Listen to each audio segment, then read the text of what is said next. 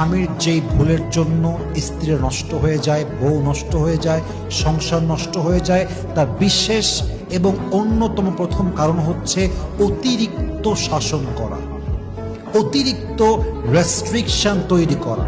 কিছু স্বামী আছে দেখবেন, মানে এতটাই নিকৃষ্ট কোয়ালিটির স্বামী, যদি পানির গ্লাসটাও পড়ে যায় কুত্তার মতো ব্যবহার করে, কুকুরের মতো ব্যবহার করে।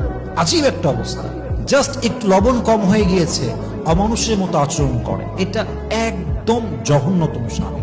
জাস্ট একটা দুইটা ভুল হতেই পারে, রান্না করতে গিয়ে লবণ কম বেশি হতেই পারে, দুই একটা কথা স্লিপ অফ টাং হতেই পারে, একটা কাজ করতে গিয়ে সামান্য মিস্টেক হতেই পারে। We are human being and it's really natural for us to make mistake. একটা মানুষ মানে তো ভুল হতেই পারে, ইনসান মানেই তো ভুলে যাওয়া।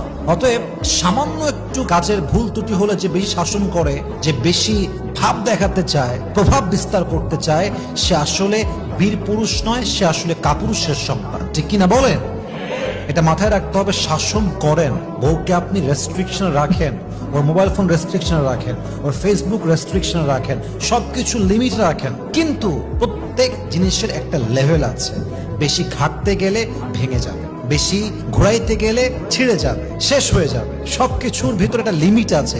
বাড়াবাড়িতে কোনো কাজ সুন্দর হয় না। অতএব যেই স্বামী অতিরিক্ত শাসন করতে যায়, দেখবেন একটা সময় গিয়ে বউটার সংসারের প্রতি টান, মায়া, ভালোবাসা সব শেষ হয়ে যায়। ঠিক কিনা বলেন?